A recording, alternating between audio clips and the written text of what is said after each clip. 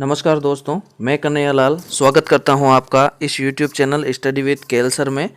दोस्तों, आज मैं फिर हाजिर हूं आपके सामने लिंग और काल के टेस्ट को लेकर। दोस्तों, इस टेस्ट में 20 प्रश्न होंगे जो परीक्षा की दृष्टि से अति महत्वपूर्ण होंगे, तो वीडियो को बिल्कुल भी स्किप मत कीजिए, वीडियो को पूरा देखिए।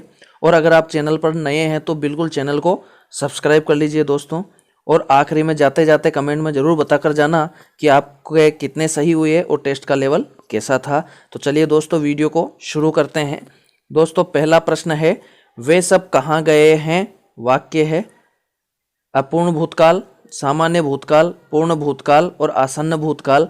तो बताइए दोस्तों, इस प्रश्न का सही उत्तर क्या है?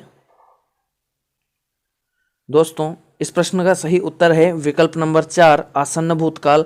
दोस्तों, यहाँ पर जो ये वाक्य है ये आसन्न भूतकाल का वाक्य है। चलिए चलते हैं अगले प्रश्न की तरफ। दोस्तों, अगला प्रश्न है प्रश्न नंबर 2।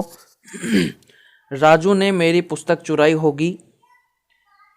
वाक्य है संदिग्ध भूतकाल, पूर्ण भूतकाल, आसन्न भूतकाल और हेतु हेतुमत भूतकाल। तो बताइए दोस्तों, इस प्रश्न का सही उत्तर क्या है? दोस्तों, इस प्रश्न का सही उत्तर है विकल्प नंबर 1, संदिग्ध भूतकाल। दोस्तों, ये जो वाक्य है संदिग्ध भूतकाल का वाक्य है कि राजू ने मेरी पुस्तक चुराई होगी। तो इसमें अभी फिक्स नहीं हुआ है कि चुराई या नहीं चुराई, चुराई होगी संदेह है, इसलिए यह संदिग्ध भूतकाल है दोस्तों। चलिए चलते हैं अगले प्रश्न की तरफ। दोस्तों, अगला प्रश्न है प्रश्न नंबर 3, मैं प्रतिदिन 5 घंटे पढ़ता हूँ।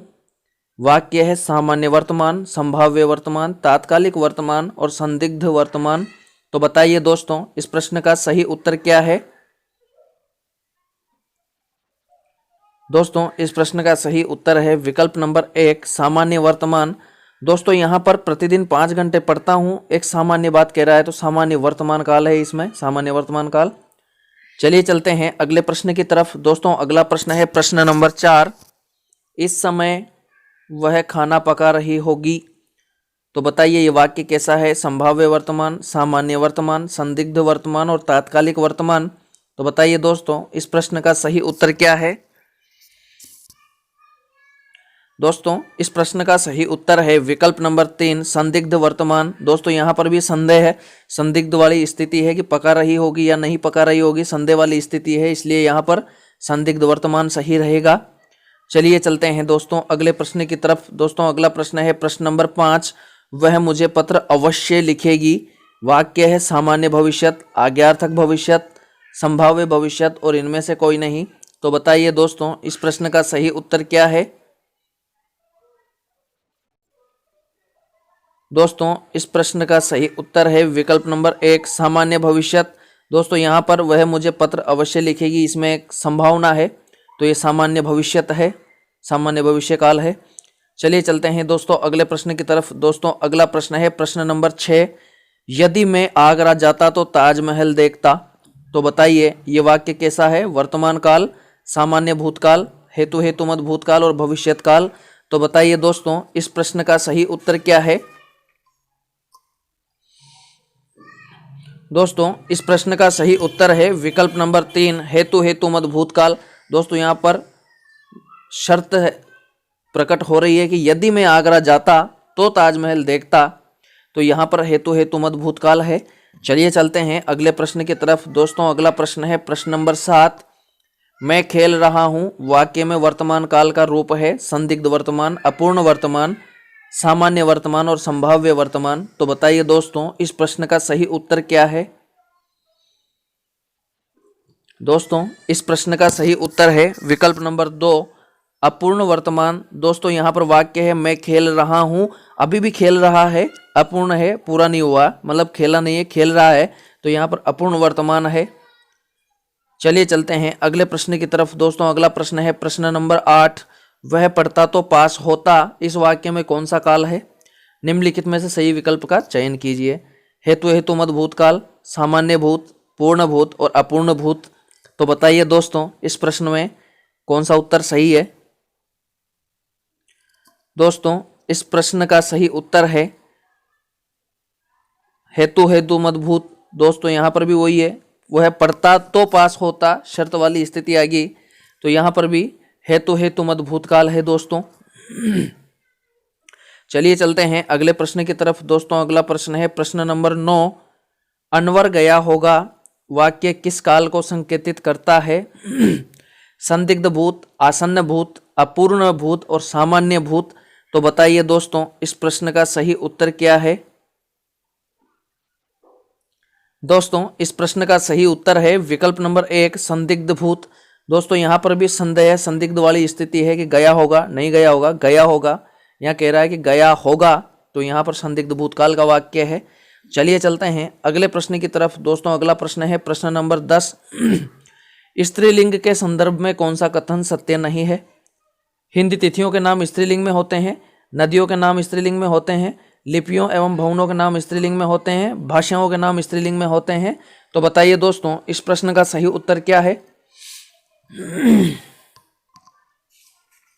दोस्तों इस प्रश्न का सही उत्तर है विकल्प नंबर 3 लिपियों एवं भवनों के नाम स्त्रीलिंग में होते हैं। दोस्तों यहाँ पर अपन से पूछा है कि सत्य नहीं है मतलब गलत है, तो ये वाक्य गलत है दोस्तों। लिपियों एवं भवनों के नाम स्त्रीलिंग में होते हैं, ये गलत है और यही अपना आंसर है, क्योंकि अपन से यही पूछा है कि सत्य कौन सा नहीं है।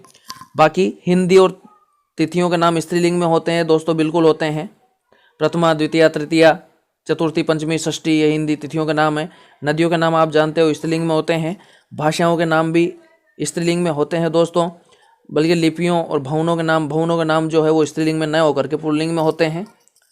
तो सही उत्तर है दोस्तों विकल्प नंबर 3। चलिए चलते हैं अगले प्रश्न की तरफ दोस्तों। अगला प्रश्न है प्रश्न नंबर 11। उससे पहले निर्देश है कि स्त्रीलिंग वाचक शब्द चुनिए। सुख, मिलावट, शस्त्र, जलज। तो बताइए इस प्रश्न का सही उत्तर क्या है? दोस्तों इस प्रश्न का सही उत्तर है विकल्प नंबर 2 मिलावट। दोस्तों यहाँ पर जो मिलावट शब्द है ये स्त्रीलिंग वाचक शब्द है, जबकि सुख, शस्त्र और जलज ये पुल्लिंग वाचक शब्द है। अगला प्रश्न है दोस्तों प्रश्न नंबर 12। इसमें भी स्त्रीलिंग वाचक ढूंढना है। ऋतु, हंस, पंडित, आचार्य। तो बताइए इस प्रश्न का सही उत्तर क्या है? दोस्तों इस प्रश्न का सही उत्तर है विकल्प नंबर 1 ऋतु। दोस्तों यहाँ पर जो ऋतु शब्द है ये स्त्रीलिंग वाचक है, जबकि हंस, पंडित और आचार्य ये पुल्लिंग वाचक शब्द है। तो सही उत्तर है विकल्प नंबर 1 ऋतु।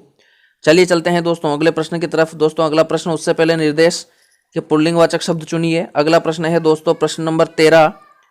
पुल्लिंग ढूंढना है। मालती, चुनाव, नीति और मानवता। तो बताइए दोस्तों इस प्रश्न का सही उत्तर क्या है?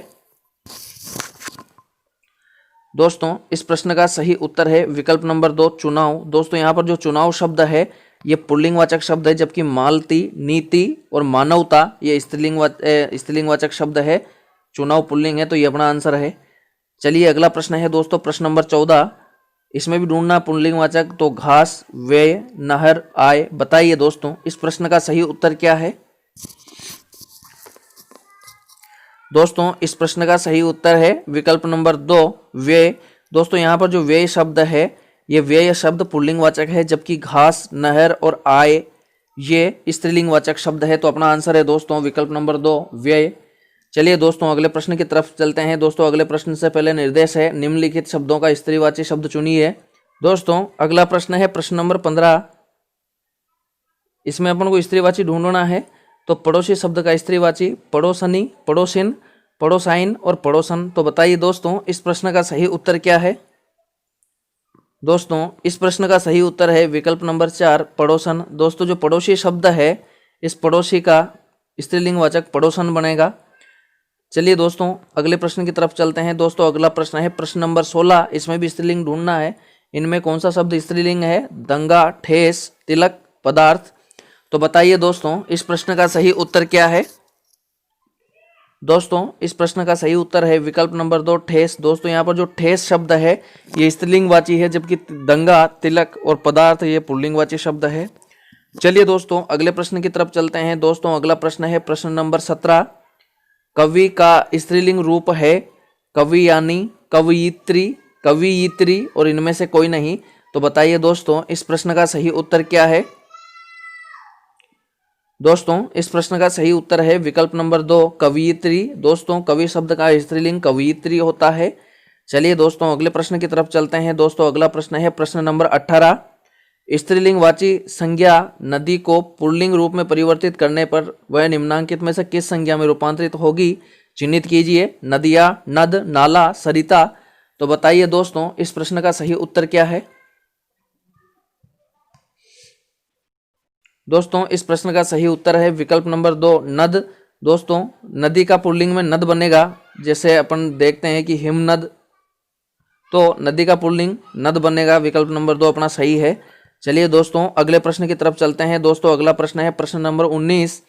इनमें से कौन सा शब्द सदैव पुल्लिंग में ही प्रयुक्त होता है? हाथी, घोड़ा, उल्लू, बकरा।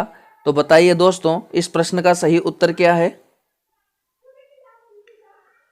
दोस्तों इस प्रश्न का सही उत्तर है विकल्प नंबर 3 उल्लू। दोस्तों यहाँ पर जो उल्लू शब्द है यह हमेशा पुल्लिंग में ही प्रयुक्त होता है, जबकि घोड़ा, हाथी और बकरा ये स्त्रीलिंग में प्रयुक्त हो जाते हैं परिवर्तन के साथ, जबकि जो उल्लू है वो पुल्लिंग में ही प्रयुक्त होता है।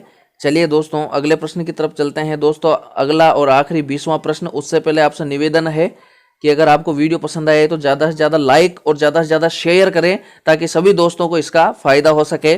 चलिए दोस्तों 20वां प्रश्न है विजातीय शब्द को चुनकर लिखिए। मक्खन, चाय, दूध, भात। तो बताइए दोस्तों इन 4 विकल्प में से कौन सा विजातीय है, कौन सा अलग है? दोस्तों इस प्रश्न का सही उत्तर है विकल्प नंबर 2 चाय। दोस्तों यहाँ पर जो चाय शब्द है ये स्त्रीलिंग का शब्द है, दोस्तों स्त्रीलिंग का, जबकि मक्खन, दूध और भात ये तीनों पुल्लिंग के हैं और चाय स्त्रीलिंग का है। तो सही उत्तर है दोस्तों अपने विकल्प नंबर 2 चाय। चलिए दोस्तों आज के लिए इतना ही, मिलते हैं जल्दी ही नए वीडियो नए टेस्ट में। तब तक के लिए नमस्कार, जय हिंद, जय भारत।